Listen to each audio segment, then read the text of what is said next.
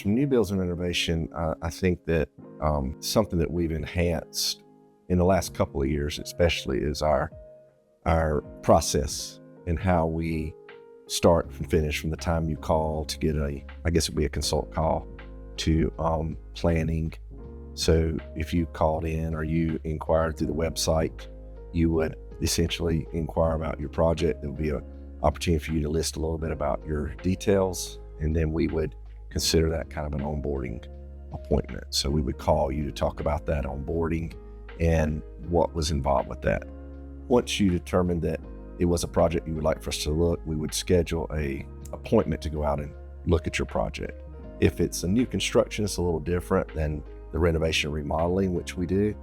So it depended on, let's take for instance that it was a renovation remodeling, then we would begin to develop a site visit to see, what the site feels like. Is it have any exterior additions, or is it all interior upfits?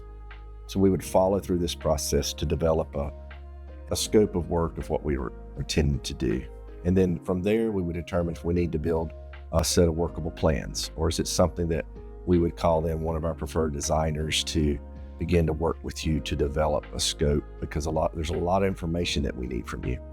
So after we got a generalization of what you would like, then we put together an estimate.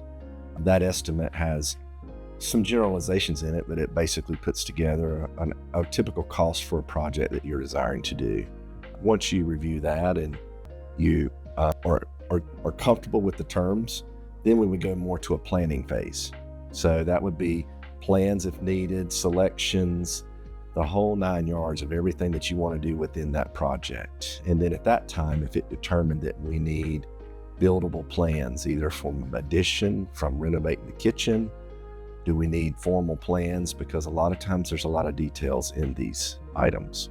So we would get those plans together, and then we would determine from there, what are we going to do do we need architectural drawings? Can we work with draftsmen, etc.? So once we're at that phase of the construction, then once we get a feel that our relationship is working well together, then we would go to the final pricing phase. And that would be when we would pull all our information together, that your selections have been made, we would put together a finalized price, and then we would enter into contract.